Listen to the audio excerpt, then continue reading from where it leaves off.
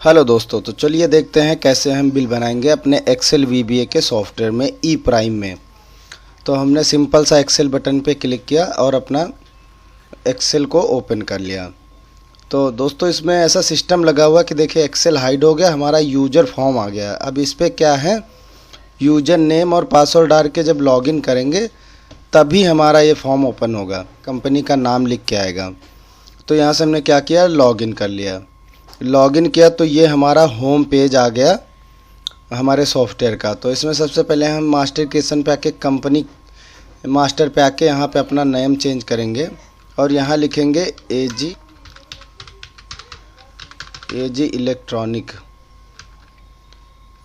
Electronic hub, और यहाँ पे एड्रेस में लिख लो कानपुर। जो भी लिखना है आप सारा कुछ चेंज करके जैसे ही सेव करेंगे यहाँ पे चेंज हो जाएगा डेस्कटॉप पे।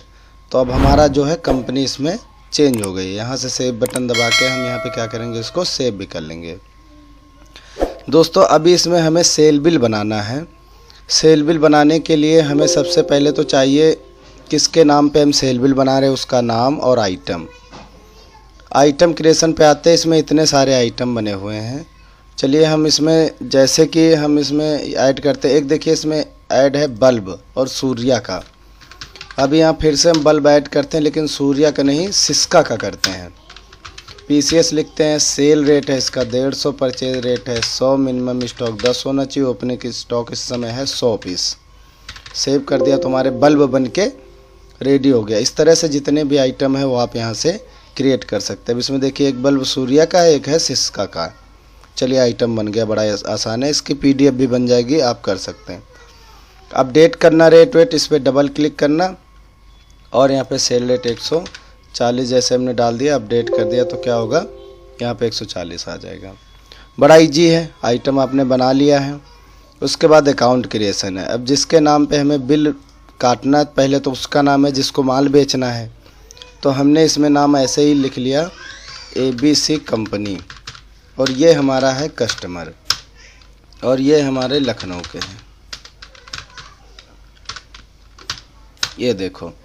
अब इसमें दोस्तों क्या है, यहाँ से अनरजिस्टर कर दो। जीएसटी वगैरह इसमें डाल सकते, पर है ये नॉन जीएसटी। इनका मोबाइल नंबर हम यहाँ से डाल देंगे। अच्छा, इसमें नंबर ओनली कह रहा है तो हम सब 0 ही 0 डाल देते हैं। अब यहाँ पे आता है दोस्तों एक क्रेडिट लिमिट कि इसको हम उधार कितने तक का दे सकते हैं। हमने जैसे लिख लिया 10,000। पार्टी बैलेंस 0 है, अगर यहाँ पे ओपनिंग बैलेंस कुछ है उसका तो आप डाल सकते हैं। यहाँ से हमने सेव कर दिया। एक हमने इसमें बना लिया कैश इन हैंड, और इसका हमने दे दिया कैश। हमारे पास कैश में कितना माल है, कैश में कितना बैलेंस है, तो हमने लिख लिया हमारे पास है इस समय 40,000 रुपये। ये देखो, तो ये हमारा कैश का बन गया। हमारी बैंक की बना लेते हैं, जैसे SBI बैंक हो गई तो यहाँ बैंक सिलेक्ट कर लेंगे। अंडर ग्रुप में हम बैंक सेलेक्ट कर लेंगे, और यहाँ बैंक का हम लिख लेंगे हमारे पास हैं 15,000 रुपये SBI बैंक में। सेव कर लेते हैं। चलिए, तो हमने अकाउंट बना लिया 3। अब एक और बनाना है जहाँ से हमने माल ख़रीदना है। तो XYZ सप्लायर, ये लिख लेते हैं तो ये सप्लायर हो जाएगा। ये भी हम लिख लेते हैं लखनऊ। अब यहाँ से हम क्या करते हैं, इसमें भी लिमिट वगैरह सेट कर सकते हैं, और यहाँ से मोबाइल नंबर लिख सकते हैं।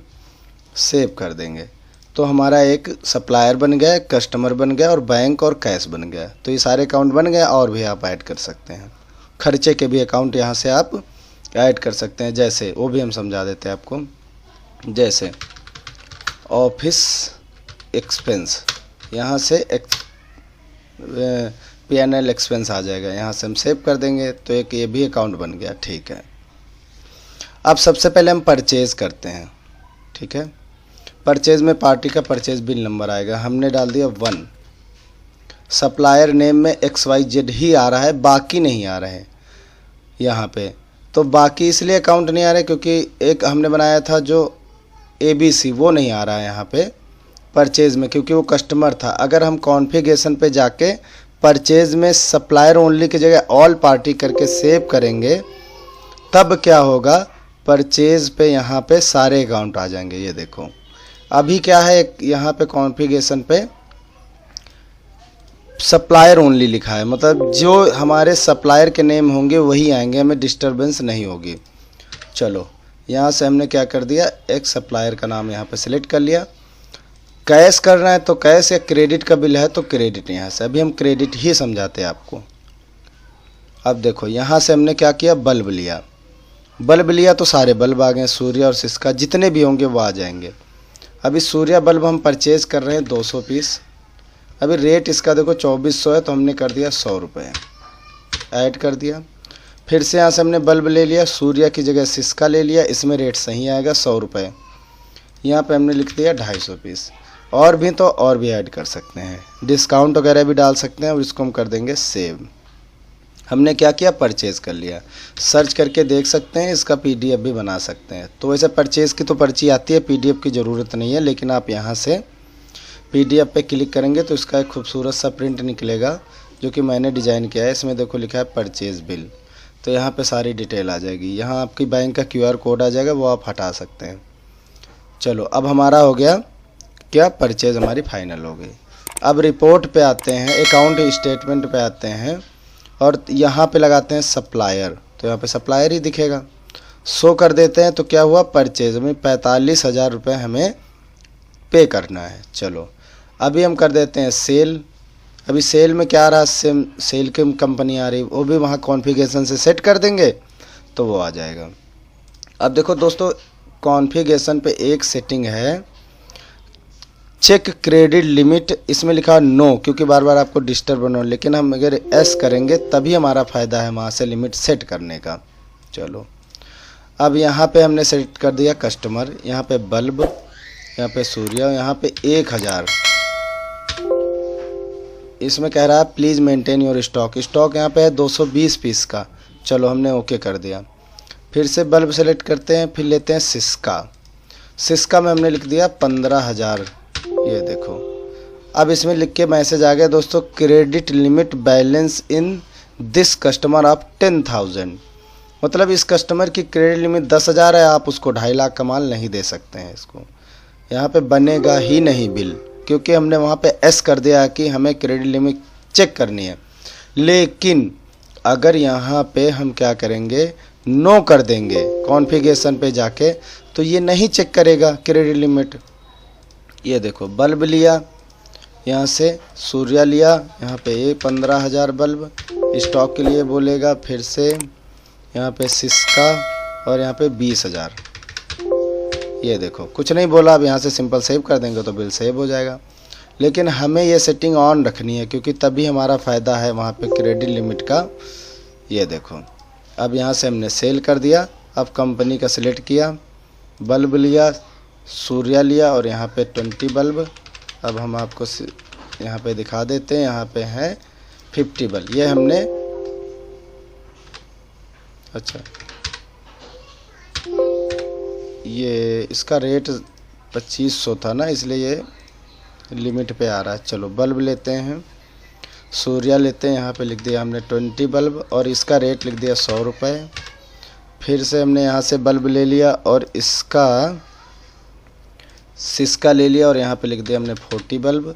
तो ये हमारा 7600 का बिल बन गया। यहाँ पे रिमार्क भी, डिस्काउंट भी, सब कुछ ऐड करके सेव कर सकते हैं। ये 1 नंबर हमारा बिल बन गया। दूसरा आ गया, प्रिंट करेंगे लेटेस्ट बिल होगा। सर्च करके 1 नंबर पे आएंगे, डिटेल आ जाएगी।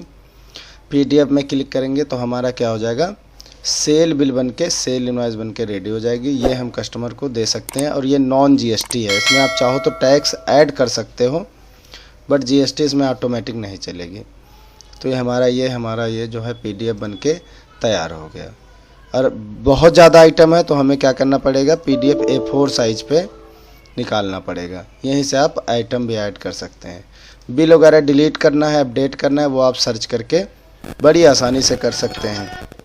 यहाँ से 1 नंबर लिख के सर्च करेंगे, और इसमें और भी आइटम ऐड कर देंगे, या रिमूव करना है तो रिमूव कर देंगे, तो इसमें ऐड हो जाएगा। चलो अब हमारा सेल बिल बन के कम्प्लीट हो गया है। अब दोस्तों चेक करना है अकाउंट में आके डेटर लिस्ट, किस किस को पैसे हमने किससे लेने हैं। तो इससे 7600 रुपये लेने हैं। अब किस किस को हमें देने हैं, तो इसके हमें 45,000 रुपये देने हैं। मतलब ये सभी कस्टमर का आ जाएगा। तो हमें बार बार एक एक करके देखना नहीं पड़ेगा। अब यहाँ पे